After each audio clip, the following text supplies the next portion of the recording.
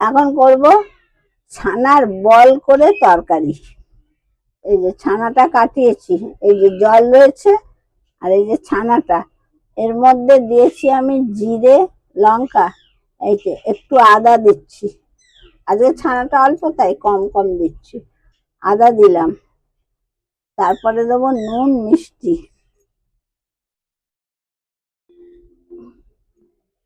এই যে নুন দিয়ে দিলাম একটু, আর একটু মিষ্টি দেবো, ব্যাস। দিয়ে এটা মেখে নেবো, তারপরে বলটাকে ভাজবো।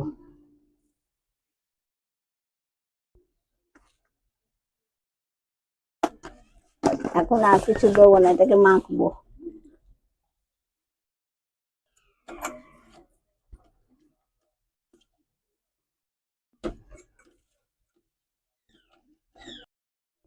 তেল গরম হয়ে গেছে, এবার বলগুলোকে ভেজে নিচ্ছি।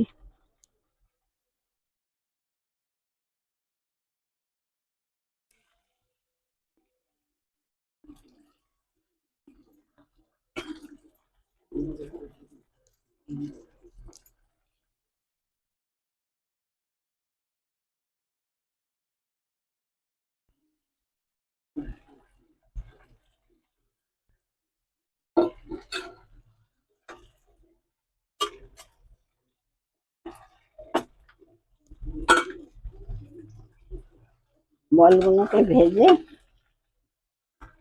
পরে আলু ভাজবো। বলগুলোকে লাল করে ভেজে একটু আঁচটা জোর দিচ্ছি, একদম কম করেছিলাম, একটু জোর দিলাম। এরকম করে তরকারি করে খাবেন, ভালো লাগবে। ঘরে ছানা কাটিয়ে, ঘরের দুধের ছানা কাটিয়ে খেলে সেটা খেতে খুব ভালো হয়। বাইরের ছানাটা এত হয় না। আমরা এই জন্য সবসময় দুধ এনে ছানা করে বাড়িতেই তৈরি করি। এটা বল করছি। আপনারা লাইক আর সাবস্ক্রাইব কিন্তু করে দেবেন, ভুলবেন না।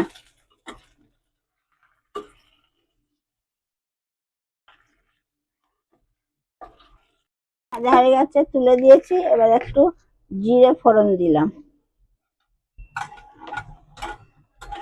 আর গরম মশলা দিলাম, ছোট এলাচ, লবঙ্গ, দারচিনি দিয়ে এবার আলুগুলো ভাজবো।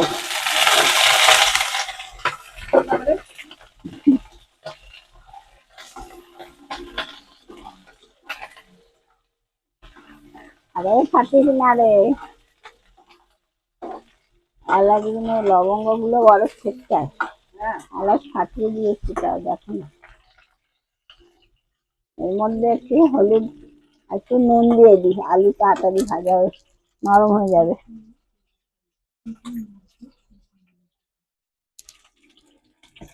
হলুদ দিলাম সামান্য, সামান্য হলুদ দিয়েছি, আর একটু নুন দিয়ে দিয়েছি, তাহলে আলুগুলো নরম হবে তাড়াতাড়ি।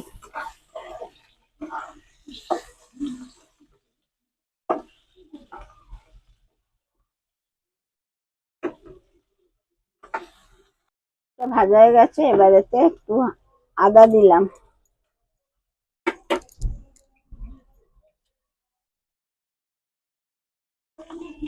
একটু জিরে দিলাম, ও হলুদ দিচ্ছি, আদা, জিরে, হলুদ, লঙ্কা দেবো,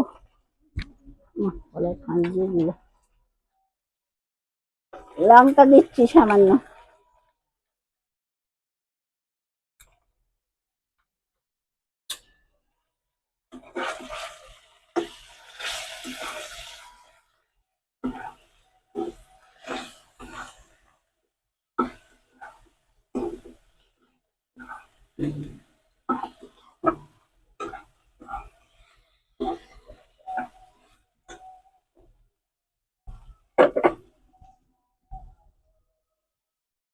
ছানার জলটা আছে, ওইটা দেবো। এমনি জল দেবো না, ছানার জলটা দিয়ে করবো একটু করে। তাহলে কি হবে, টেস্ট হবে ভালো।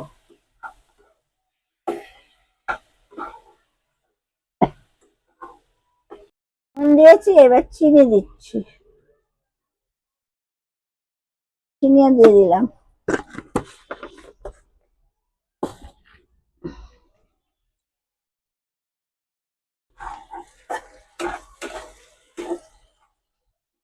হাওয়ায় না কিন্তু বাড়িতে চলে যাচ্ছে। এবার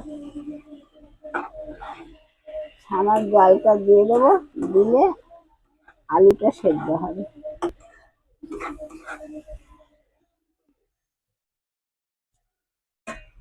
এবার দিচ্ছি ছানার জল,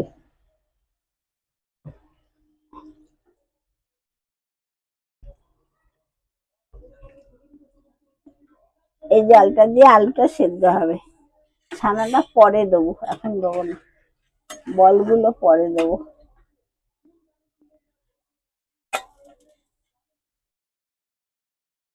আলু সেদ্ধ হয়ে গেছে, সব হয়ে গেল। এবার ছানার বলগুলো দিয়ে দিচ্ছি, দিয়ে নামিয়ে নেব। ছানাটা কাটিয়ে আমি ভিনেগার দিয়ে কাটাই। কাটানোর পর ছানাটাকে একটু ধুয়ে নেবেন জলেতে, তাহলে টেস্ট ভালো হবে, টক ভাবটা কেটে যাবে। আর ভিনেগার দিয়ে কাটালে বেশি খেতেও ভালো হয়।